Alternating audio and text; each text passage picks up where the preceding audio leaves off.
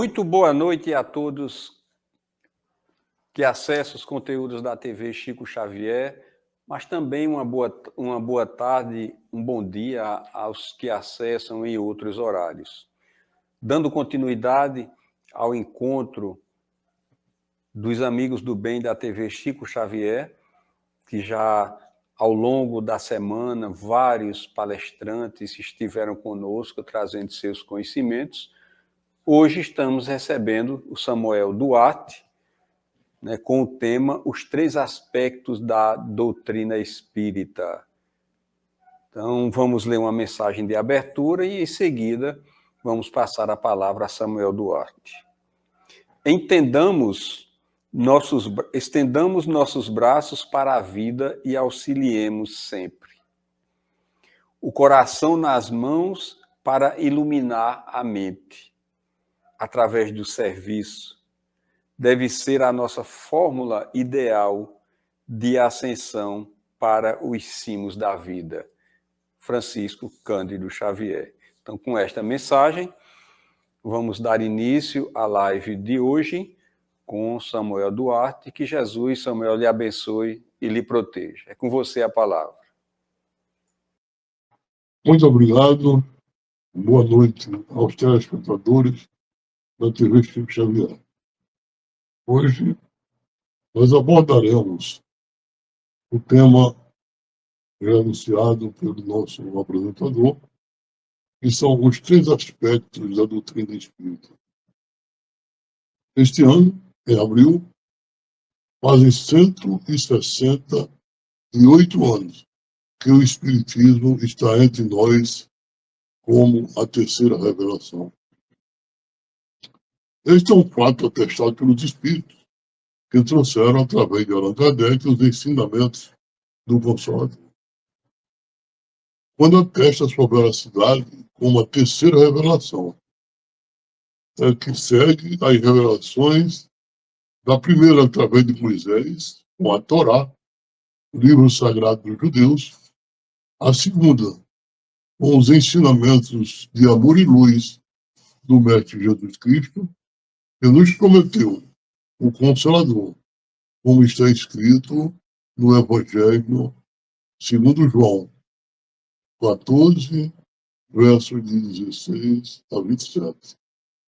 Lá consta: se me amais, guardai os meus ensinamentos, os meus mandamentos, e eu rogarei a meu Pai, e ele vos enviará outro Consolador, a fim de que fique eternamente convosco, o Espírito de verdade, que o mundo não pode receber, porque o não vê e absolutamente o não conhece. Então vamos esclarecer, antes do prosseguimento, vamos esclarecer algumas dúvidas que pairam no coração de todos aqueles que não conhecem a nossa doutrina. Quais sejam? Confundir o Espiritismo com Allan Kardec. Esta conclusão surge a partir do momento em que várias seitas e religiões de origem africana foram trazidas pelos nossos irmãos africanos quando escravizados a país, e que contribuíram e contribuem para a formação e a cultura do povo brasileiro. Portanto, é comum as pessoas se referirem ao Espiritismo como Espiritismo kardecista. Isto porque as religiões trazidas pelos nossos irmãos africanos, como o Banda e a Kibanda, têm em comum com o Espiritismo alguns caracteres, como crença na vida após a morte do corpo físico e a comunicabilidade com os espíritos. Desta forma, não existe espiritismo kardecista, mas simplesmente espiritismo, que foi codificado pelo professor Leon Denisard Rivail, cognominado Allan Kardec. Passemos, portanto, ao tema que abordaremos agora, a partir de agora. A nossa doutrina, secundada pela espiritualidade maior, segue as afirmações de Allan Kardec, que, em seu trabalho, chegou à conclusão que a doutrina espírita era caracterizada por três aspectos.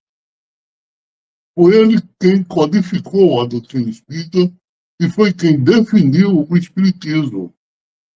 Desta forma, procuraremos levar a conhecimento de vocês um estudo que nos levará a compreender as seguintes questões: como Kardec define o espiritismo, quantos e quais são os aspectos sobre os quais o espiritismo se apresenta, os fatos ou fenômenos espíritas têm alguma importância no estudo do aspecto científico do espiritismo, em seu aspecto filosófico, quais as características apresentadas pelo espiritismo.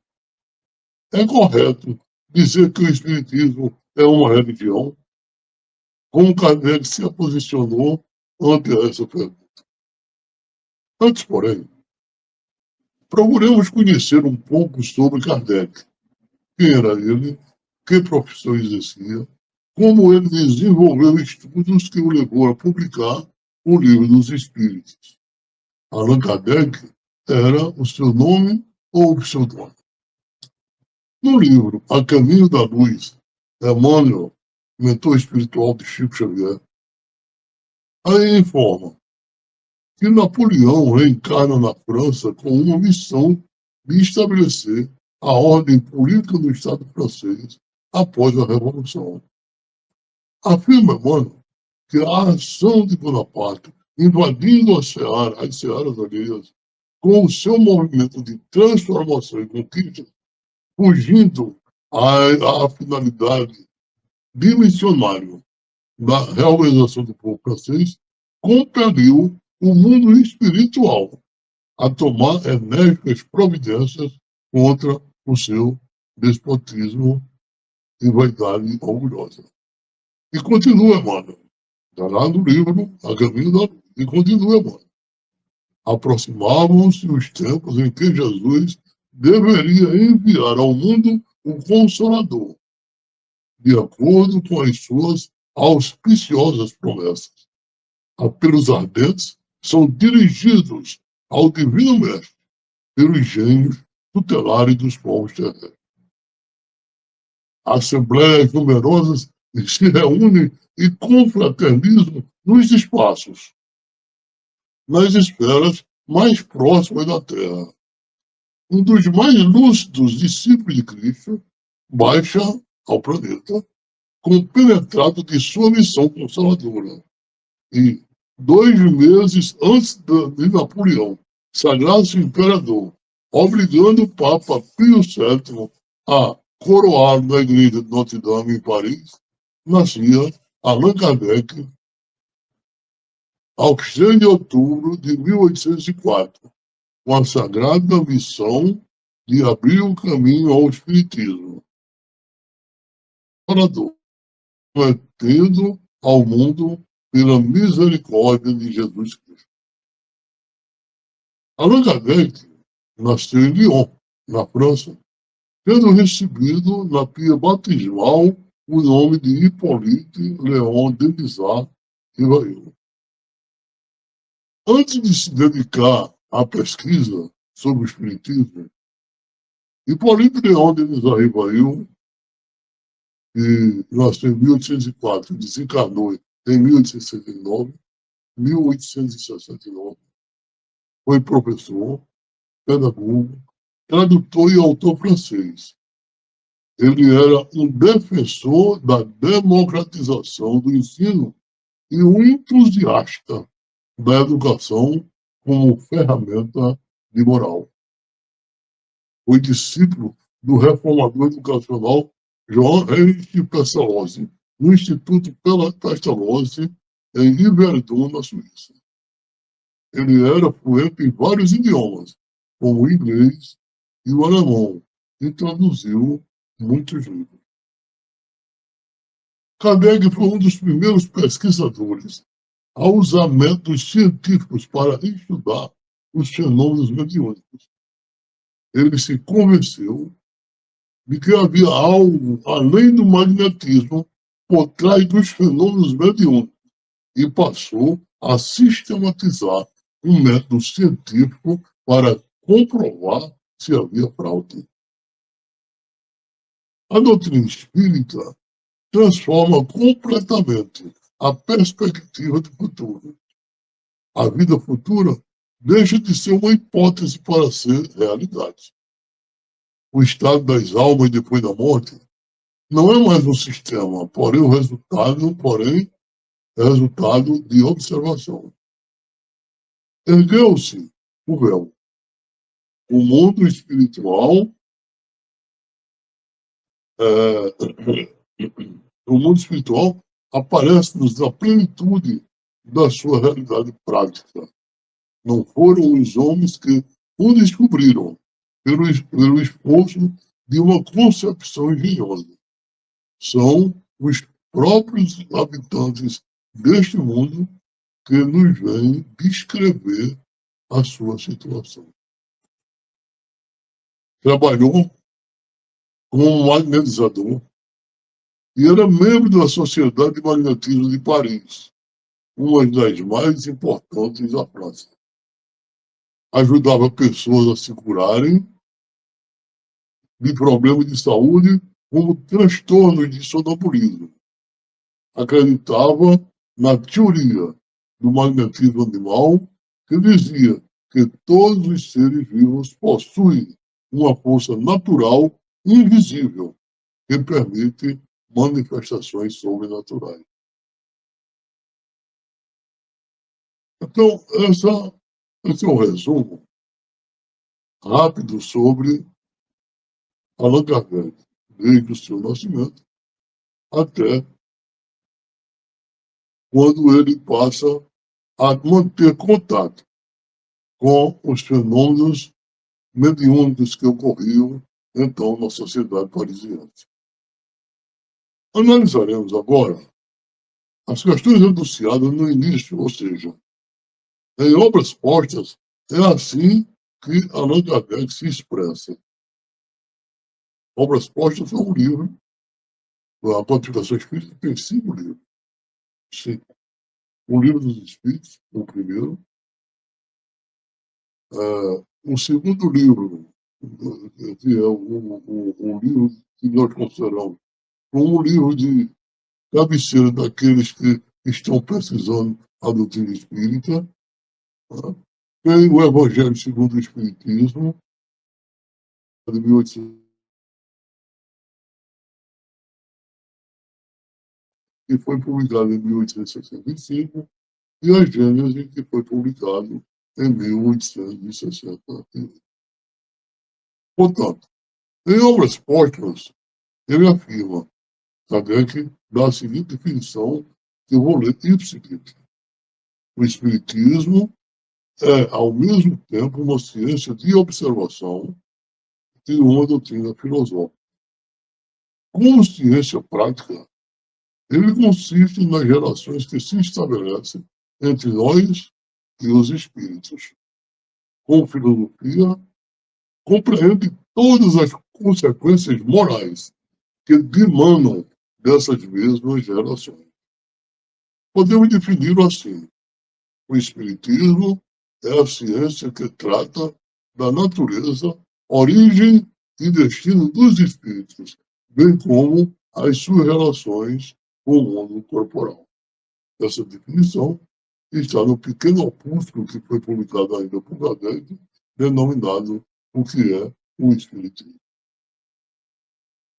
Portanto, em relação à pergunta, o Espiritismo é uma doutrina que se estabelece sobre 3 aspectos: filosófico, científico e religioso. A gente verifica, ao estudar a doutrina espírita,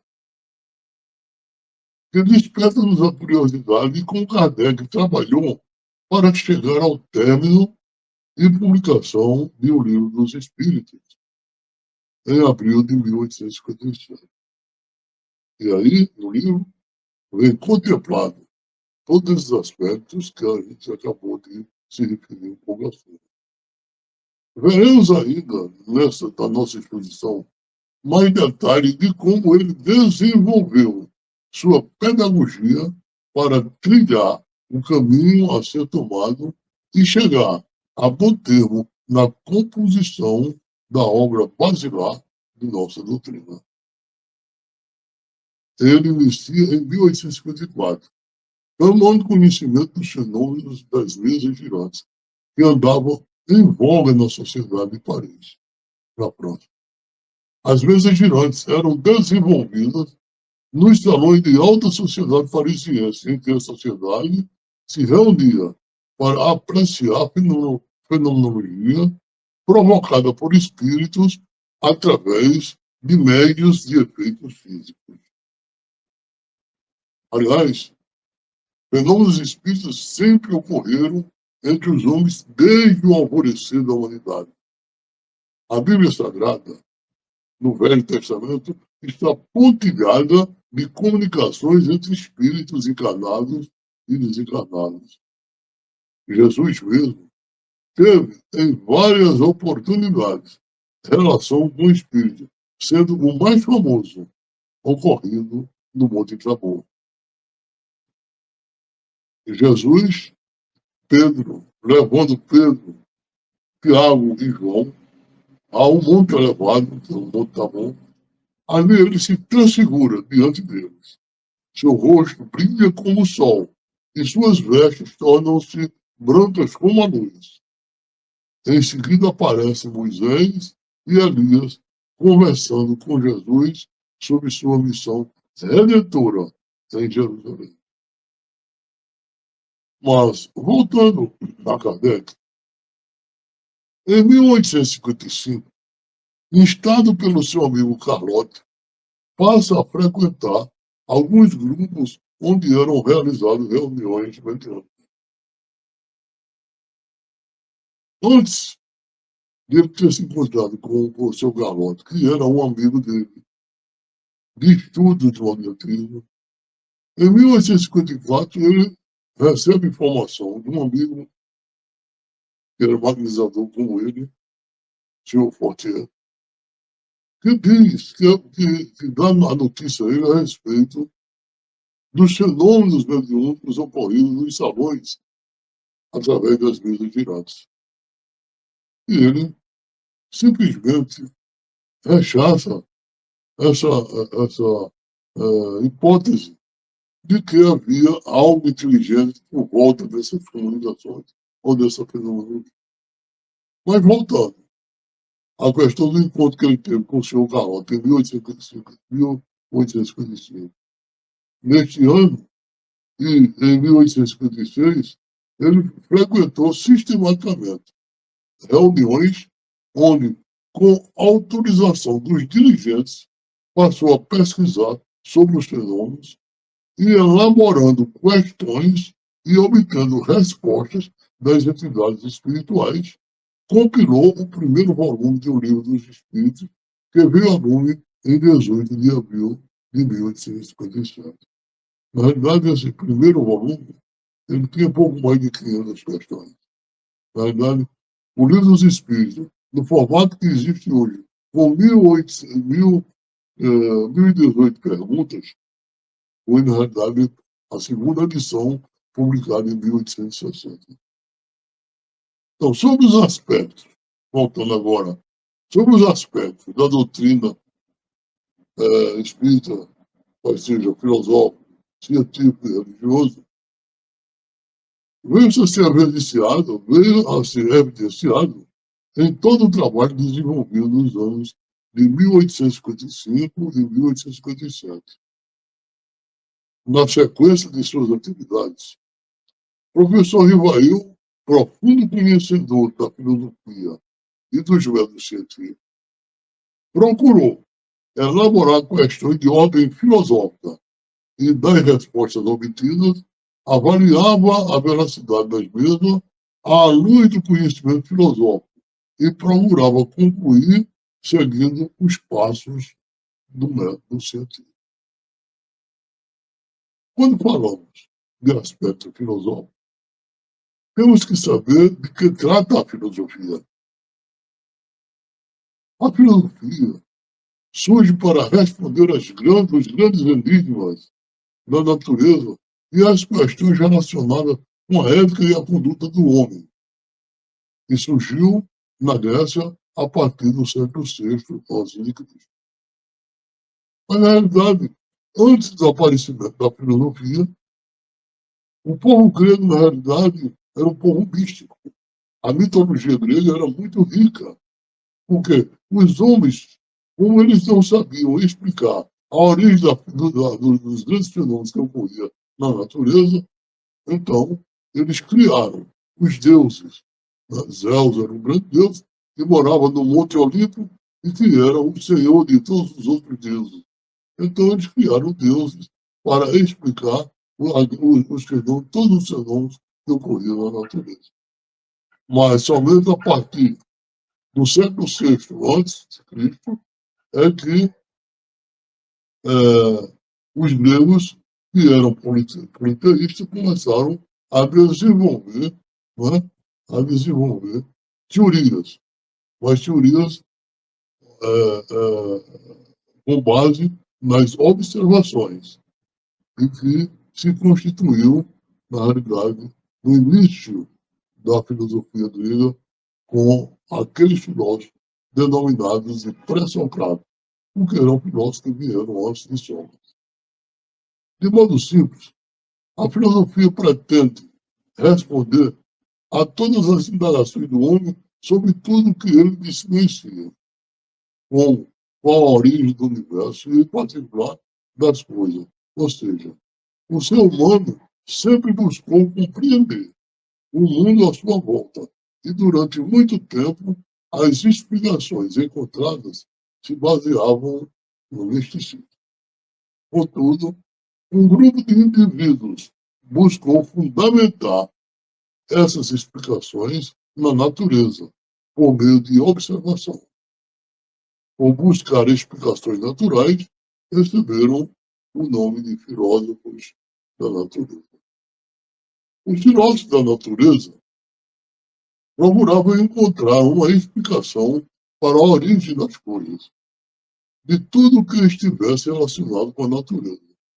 Foram eles Tales de Mileto, Anaximandro, Anaximenes, Heráclito de Éfeso, Pitágoras de Samos, Parmênides, Demócrito de Abdera, que viveu entre 460 e 370 anos. É interessante notar que Pitágoras de Mileto, ele tem um trabalho, inclusive, na matemática, foi um grande iniciador da sistematização da matemática no mundo todo. E ele viveu algum tempo no Egito. E quando havia cheias no Rio Nilo, apareciam vários e vários animais que surgiam das águas. Animais esses que não existiam quando não havia cheias.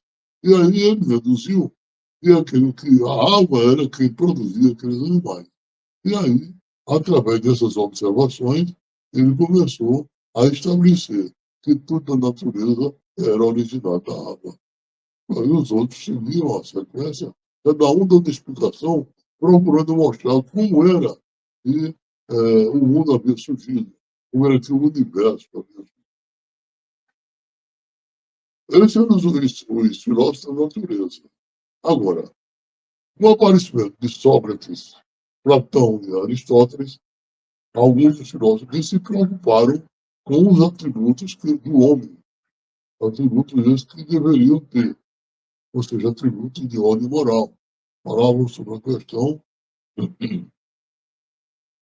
que afetava a moral do ser humano, né? Ao bem, aquilo que poderia vir e contribuir para uma sociedade mais estável, para que o homem fosse um homem de bem, né? Ou seja, um homem virtuoso. Mas voltemos ao fim da meada e procuremos responder às questões sobre as naturezas filosóficas e científicas de nossa doutrina.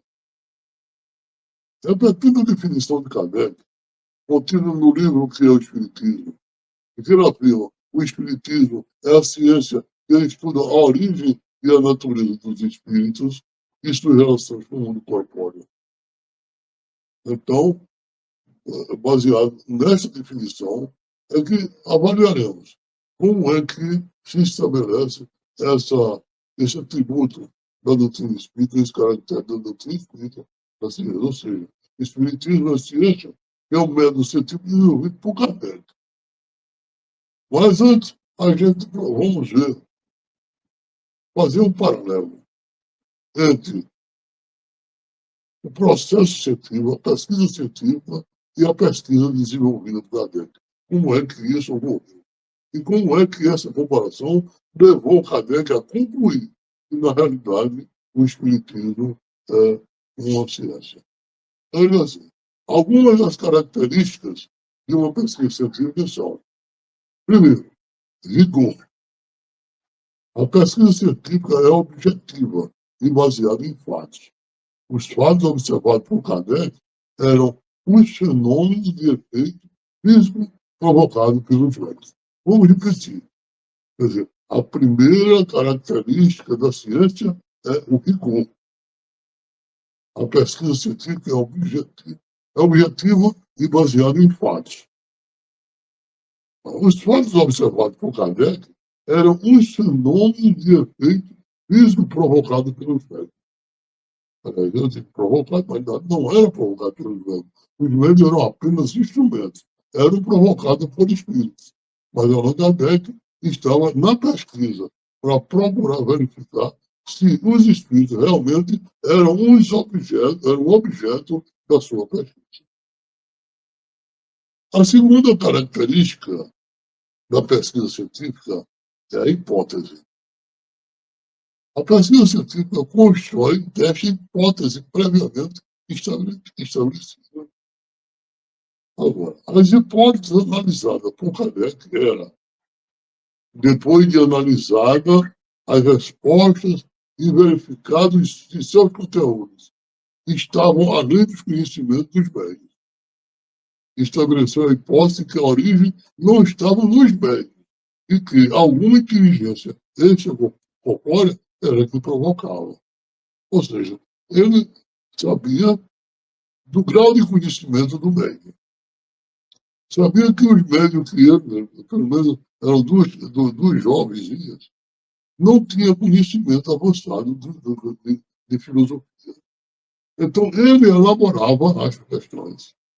E as respostas que ele obtinha, ele avaliava o conteúdo literário das respostas com o conhecimento dos médiums. E ele chegou à conclusão que aquela resposta não poderia ser dos médiums que havia, sobre a qual havia vindo avançar. O terceiro aspecto da pesquisa científica é o raciocínio. A pesquisa científica utiliza um raciocínio dedutivo e indutivo. Ou seja, o que é raciocínio dedutivo? É aquele que parte do geral para o particular. Por exemplo, todos os homens são mortais. Eu sou homem, portanto eu sou mortal. Este é um raciocínio dedutivo. O raciocínio indutivo é aquele que parte do particular para o geral. O exemplo do raciocínio indutivo foi nos dado por Isaac Newton. Isaac Newton observava as coisas caindo. Existe até uma história, uma lenda, de que ele estava de férias na fazenda da família, embaixo de um pé de macieira, de maçã, e um lhe caiu na cabeça. E aí, a partir daí, ele verificou que todas as coisas da natureza que caíam eram atraídas uma pelo outro. E então, ele não deduziu, ele induziu. A partir de um fenômeno particular, ele partiu para um fenômeno geral. Então, ele deduziu que todos os corpos da natureza eram atraídos, se atraíam. Era a lei da gravitação universal. Isso que é o raciocínio.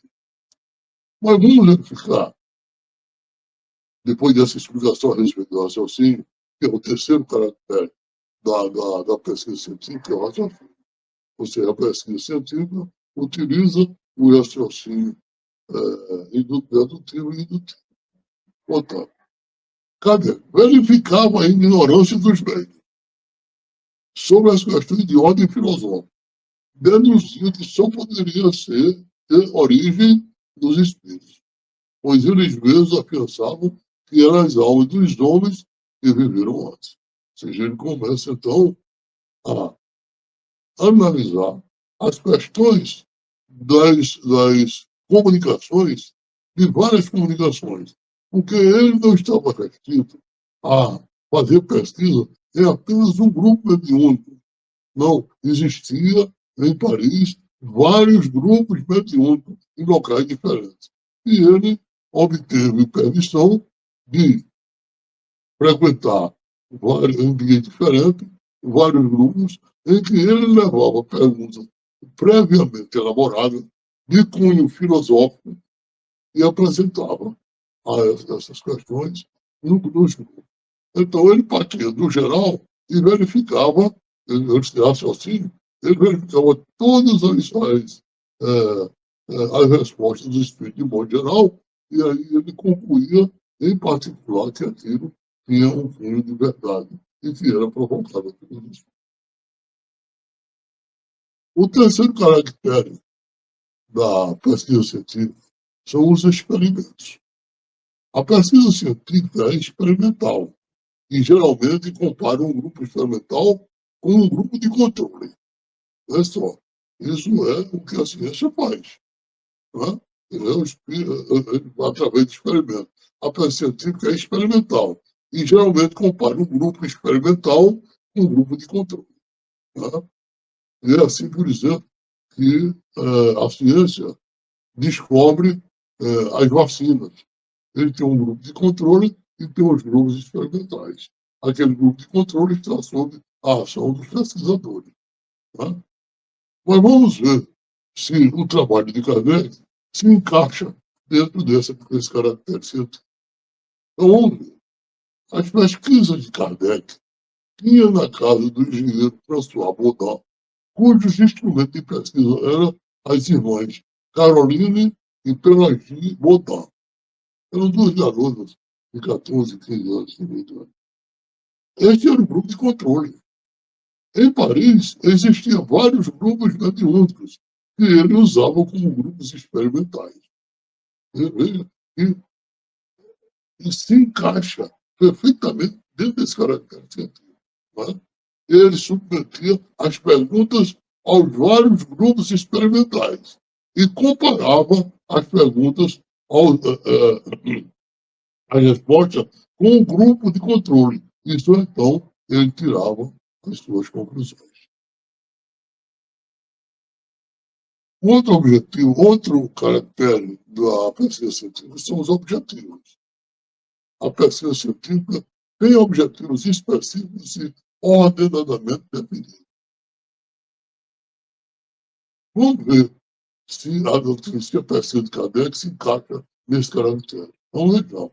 Kardec, nos ensaios iniciais, estabeleceu os objetivos a serem atingidos. No momento em que deduziu que as entidades eram as almas de homens que haviam vivido antes, estabeleceu como objetivo encontrar respostas para os grandes enigmas que existiam no coração dos homens. Esse era o objetivo. Ele perseguiu seus objetivos até alcançar e os publicou como o Livro dos Espíritos. Processo é outro caractere.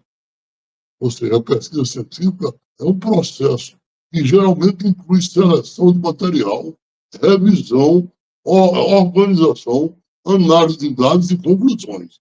Isso é um caractere normal de toda a pesquisa científica. É um processo. A pesquisa científica é um processo que geralmente inclui seleção de material, revisão, organização, análise de dados e conclusões. Então, vamos ver. Todo o trabalho de Kardec se firmou na seleção de material obtido dos grandes enigmas da humanidade e ventilados pela filosofia. Ele era um profundo conhecedor de filosofia. Então, ele vai lá, né, e desenvolve, ele retira de lá esses conteúdos de ordem filosófica e traz para os grupos mediúnicos, para ele testar colocar essas questões a fim de obter a resposta desejada. Então, ele, após a resposta dos espíritos, revisava, organizava, analisava os dados e só então tirava as conclusões. Essas conclusões eram submetidas ao crivo dos espíritos, que aprovava, e só então eles escreviam em definitivo. Eu vejo que é interessante esse ponto aí, muito interessante. É que ele fala, né? Tinha vários grupos experimentais, levavam as questões de ordem filosófica, recebia a resposta, chegava no grupo de controle, apresentava aquilo. Aí ele fazia um resumo e então ele escrevia a essência da resposta dos espíritos. Feito isso, ele pegava agora, voltava para o grupo mediúnico e ali apresentava para os espíritos as conclusões tiradas da sua pesquisa. E os espíritos aprovavam. Veja como ele era rigoroso nas suas considerações. Portanto, a pesquisa científica é importante porque minimiza preconceitos e proporciona uma abordagem objetiva e padronizada para a realização dos experimentos. Quando eu afirmo isso, é porque normalmente as pessoas que desconhecem a doutrina espírita e que não conhecem os caracteres falam, muitas vezes falam de modo desairoso, sem fazer avaliação de como é que os espíritos, de como é que Kardec trabalhou para receber essas respostas. Então, são respostas de cunho científico que têm um conteúdo de ordem filosófica própria. Em vista disso, e pelos escritos que Kardec deixou após o seu desencarne, que foram publicados em um livro, Obras Póstumas, vê-se que o codificador seguiu todos os passos necessários para consolidar a doutrina espírita sob os três aspectos referidos. O caráter filosófico, evidentemente, está, portanto, no estudo que ele faz do homem e dos seus problemas, da sua origem e de sua destinação, que somos, de onde viemos, para onde vamos, e as clássicas perguntas que a filosofia espírita responde com notável clareza. Os fatos ou fenômenos espíritas são a substância mesma da ciência espírita. E seu objeto é o estudo e o conhecimento desse fenômeno, para a fixação das leis e o resto. Em seu aspecto científico, ele demonstra experimentalmente a existência da alma e sua imortalidade, principalmente por meio do intercâmbio mediúnico entre os encarnados e desencarnados. No seu aspecto científico e filosófico, lembra Emmanuel, mentor espiritual de Chico Xavier, a doutrina espírita será sempre um campo nobre de investigações humanas, como outros movimentos coletivos de natureza intelectual. O espiritismo é, no sentido filosófico, uma religião. Assim o disse Kardec em memorável discurso publicado em A Revista Espírita em dezembro de 1868.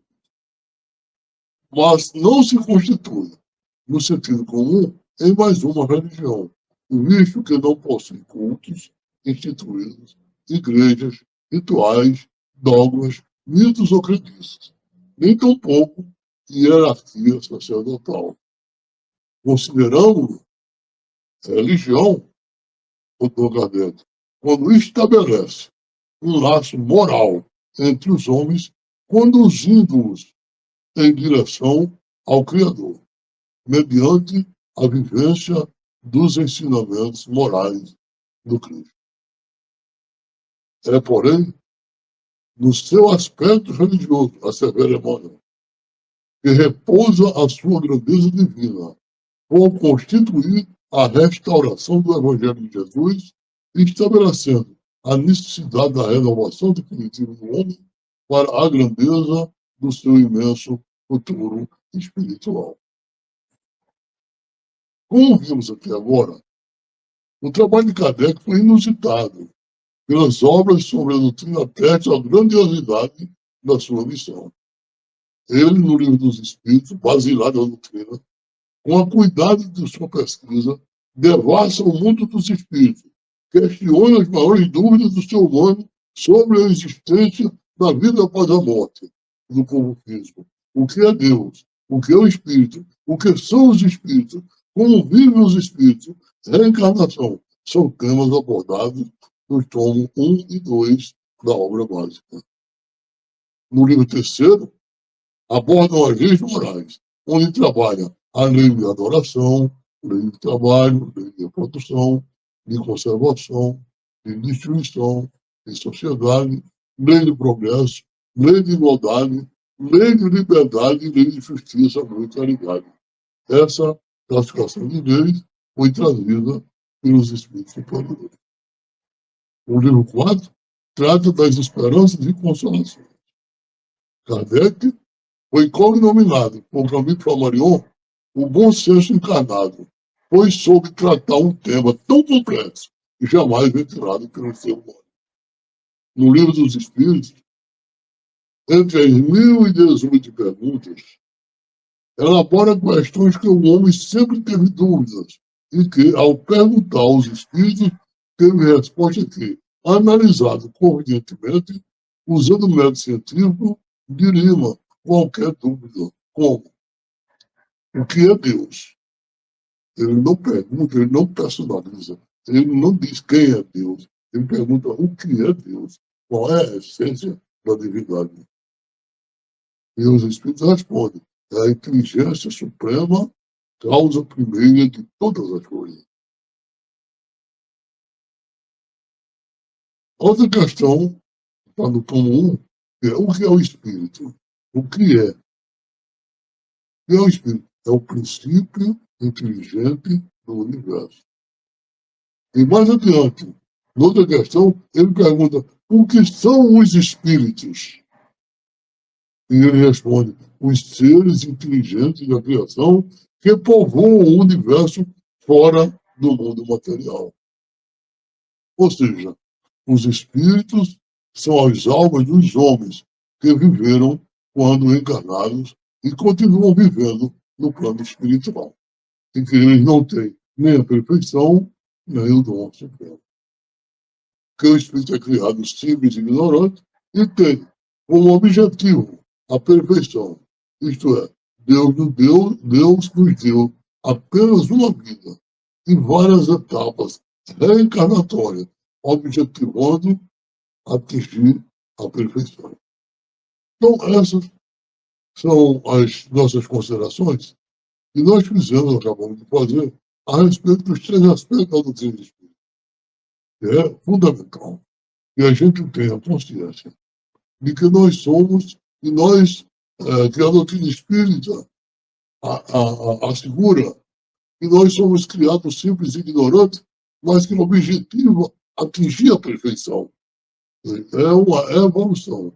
É a evolução universal, mas em particular a universal, a evolução do espírito. Nós fomos criados simples e ignorantes, todos os espíritos, independente de sexo, de cor, de raça, de tudo. Primeiro porque o espírito não tem sexo e nem tem corpo. Então todos nós somos criados simples e ignorantes e de encarnação a encarnação. Ou seja, a encarnação é uma escola. Nós estamos em um grupo escolar. Nós passamos por provas, por expiações, e vimos aqui para aprender, para, em relação com os nossos irmãos, a gente aprender e erradicar dos nossos corações os 2 males que nos prendem ainda a nossa evolução espiritual, que é o orgulho e o egoísmo. Portanto, meus queridos amigos, ouvintes, telespectadores, eram essas as considerações que eu acabei de fazer para trazer para vocês os aspectos, os 3 aspectos da doutrina espírita, que são filosófico, científico e religioso. Muita paz e Jesus nos abençoe, hoje e sempre.